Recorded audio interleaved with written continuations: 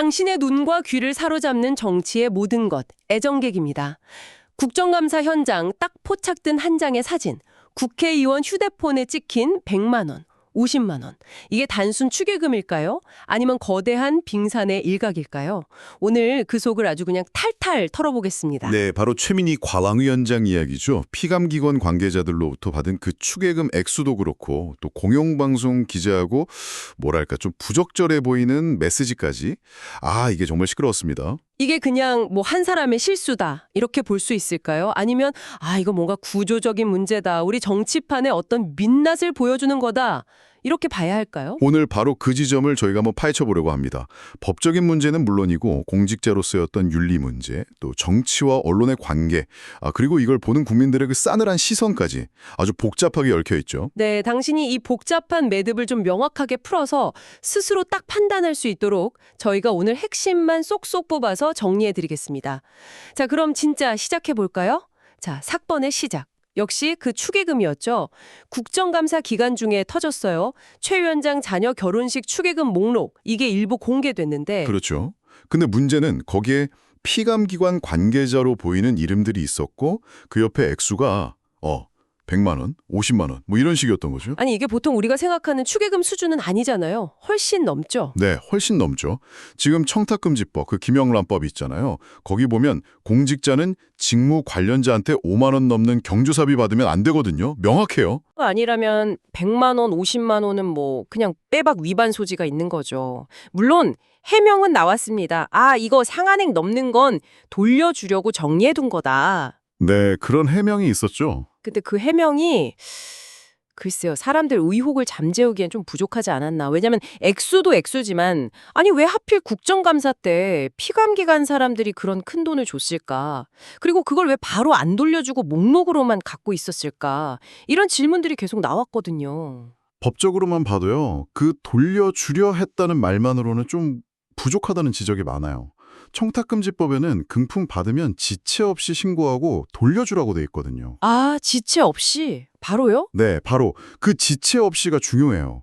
그냥 마음속으로 돌려줘야지 생각만 한 거랑 실제로 바로 돌려주려고 뭔가 행동을 한 거랑은 법적으로 완전히 다를 수 있다는 거죠. 받은 시점하고 실제 돌려준 시점 사이에 시간이 꽤 흘렀다면 그게 정말 돌려줄 의도가 있었던 건지 의심받기 딱 좋죠. 그러네요. 만약에 돌려줄 생각이었다 이 말 한마디로 다 괜찮다고 해버리면 앞으로 뭐 다 그렇게 빠져나갈 수도 있겠네요. 바로 그겁니다. 아주 위험한 선례가 될 수 있다는 우려가 커요. 그리고 이게 그냥 일반 공직자도 아니고 과방위원장 자리잖아요. 방송사, 통신사, 정부 출연 연구기관까지 영향력이 어마어마한 자리거든요. 그렇죠. 감독하는 자리인데. 네, 근데 그 감독을 받는 피감기관 사람들한테 그것도 국정감사라는 진짜 민감한 시기에 법에서 정한 액수를 막 훌쩍 넘는 돈을 받았다. 이거 자체가 심각한 문제죠. 이게 바로 이해충돌이라는 거예요. 법을 어겼냐 아니냐 이걸 떠나서 공직자가 애초에 그런 오해를 살 만한 상황을 만들면 안 된다는 거죠. 법적인 문제도 문제지만 그보다 더 높은 기준, 그러니까 공직윤리 차원에서 보면 이건 정말 비판받을 여지가 크다는 말씀이시군요. 그렇죠. 공직자는 일반인보다 훨씬 더 엄격해야 하잖아요. 아예 의심받을 짓을 하지 마라. 이게 기본인데 이번 경우는 글쎄요. 그 기본이 좀 흔들린 거 아니냐. 이런 지적이 나오는 거죠. 어떤 글 보니까 선물이라는 게 그냥 물건이나 돈이 아니라 주는 사람, 받는 사람 사이에 보이지 않는 어떤 관계, 기대를 만든다고 하더라고요. 특히 힘 차이가 있는 관계에서는 더 그렇다는데 맞아요. 한번 생각해 보세요. 당신이라면 나를 감독할 권한이 있는 사람한테 100만 원짜리 봉투를 그냥 순수하게 축하합니다 하고 줄 수 있을까요? 아무 대가도 안 바라고? 받는 사람은 또 어떻겠어요? 부담이 안 될까요? 참. 그런데 말이죠. 이 축의금 논란이 아직 끝나지도 않았는데 여기에 기름을 확 부은 사건이 또 터졌잖아요. 네, 바로 그 메시지 문제죠. 최 위원장이 피감기관인 공영방송, MBC 기자하고 개인적으로 텔레그램 메시지를 주고받은 게 공개됐어요.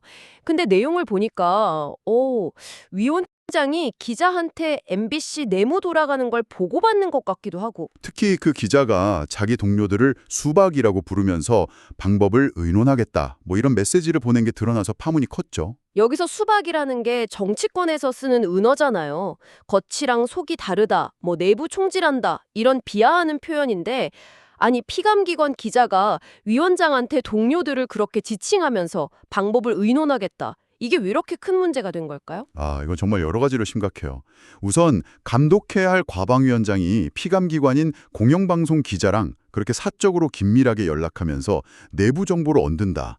이거 자체가 굉장히 부적절하다는 비판이 나올 수밖에 없죠. 세지는 그 독립성이 흔들리고 혹시 권력이랑 유착된 거 아니냐 이런 우려를 낳기에 충분했다는 거죠. 마치 뭐 감독해야 할 사람이랑 같은 편 먹고 내부 문제 해결하려고 모의하는 것처럼 보일 수도 있겠네요. 그렇죠. 게다가 그 수박이라는 표현이랑 방법을 의논하겠다는 말끝에 이게 마치 위원장이란 기자가 짜고 방송사 내부의 특정 인물이나 세력을 어떻게 좀 해보려는 거 아니냐 이런 해석까지 나왔단 말이죠.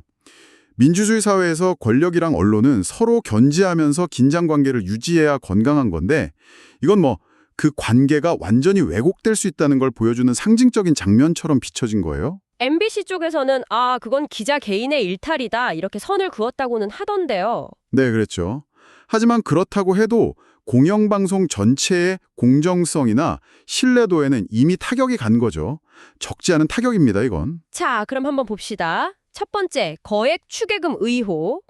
두 번째, 피감기관 기자와의 부적절해 보이는 메시지 논란. 이 두 개가 그냥 우연히 같은 시기에 뻥뻥 터진 별개의 사건일까요? 아니면 혹시 이 둘 사이에 뭔가 보이지 않는 끈 같은 게 있는 건 아닐까요?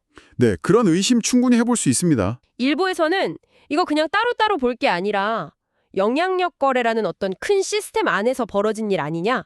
이런 시각도 있더라고요. 맞습니다. 비판적으로 보는 시각에서는 그 거액의 추계금이 오고 간 거랑 피감기관 내부 정보를 주고받은 메시지, 이걸 별개로 안 봐요.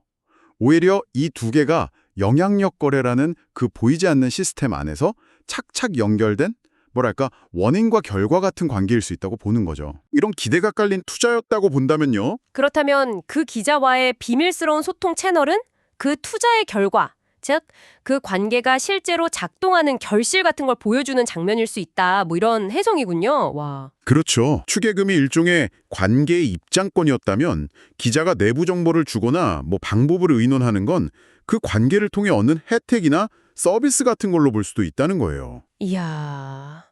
그렇게 연결해서 보니까 이게 단순히 최 위원장 한 사람의 어떤 도덕성 문제, 자질 문제, 이걸 넘어서는 것 같은데요. 바로 그 지점입니다. 이게 시스템의 문제일 수 있다는 거죠. 공직자가 가진 그 권력, 영향력이 어떻게 사적인 관계 속에서 은밀하게 거래될 수 있는지, 또 그 과정에서 언론이 어떻게 이용될 수 있는지, 우리 사회 권력 주변에 형성된 그 영향력 거래 생태계의 한 단면을 보여주는 사건일 수 있다는 분석까지 나오는 거예요.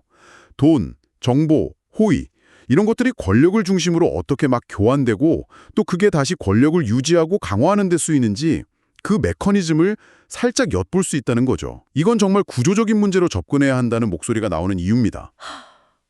국민들 반응은 불보듯 뻔했죠. 돌려주려고 했다. 바빠서 몰랐다. 심지어 양자역학 공부하느라 경황이 없었다. 이런 식의 해명이 나오니까. 그 발언도 있었죠. 네, 여론이 더 싸늘해졌어요.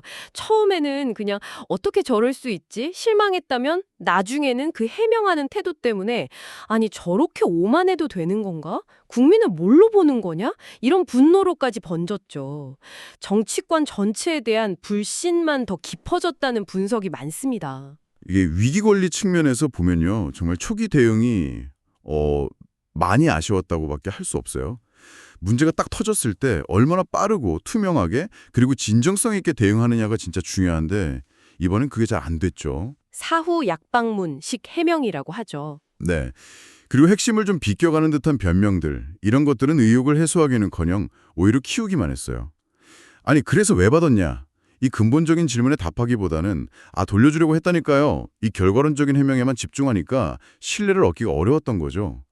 한번 신뢰가 깨지면요. 그다음부터 무슨 말을 해도 다 변명처럼 들리기 쉬워요. 그럼 이런 상황에선 보통 어떻게 하는 게 최선이었을까요? 전문가들은 뭐라고 하나요? 보통 이런 경우는요. 논란이 된 사실관계 있잖아요.